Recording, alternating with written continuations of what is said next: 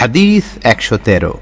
হযরত Abu Nuaim Fazal ইবনে দুকাইন রাহমাতুল্লাহি আলাইহির সনদে আবু হুরায়রা রাদিয়াল্লাহু আনহু থেকে বর্ণিত যে মক্কা বিজয়ের কালে খুজআ গোত্র লাইস গোত্রের এক ব্যক্তিকে হত্যা করল।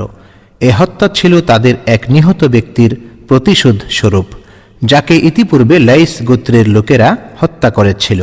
তারপর এক খবর নবী করিম সাল্লাল্লাহু আলাইহি ওয়াসাল্লামের কাছে পৌঁছল। তিনি তার উটের উপর আরোহণ করে খুতবা দিলেন।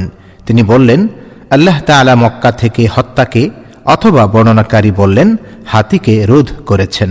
ইমাম বুখারী রাহমাতুল্লাহি আলাইহি বলেন, রাসূলুল্লাহ সাল্লাল্লাহু আলাইহি ওয়াসাল্লাম হত্যা বলেছেন না হাতি বলেছেন, এ ব্যাপারে বর্ণনাকারী আবু নুআইম রাহমাতুল্লাহি আলাইহি সন্দেহ পোষণ করেন।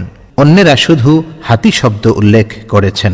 অবশ্য মক্কাবাসীদের উপর রাসূলুল্লাহ সাল্লাল্লাহু আলাইহি ওয়াসাল্লাম এবং মুমিনগণকে যুদ্ধের মাধ্যমে বিজয়ী করা হয়েছে। জেনে রাখো, আমার পূর্বে কারো জন্য মক্কা নগরীতে লড়াই করা হালাল করা হয়নি এবং আমার পরেও কারো জন্য হালাল করা হবে না। জেনে রাখো, তাও আমার জন্য দিনের কিছু সময় মাত্র হালাল করা হয়েছিল।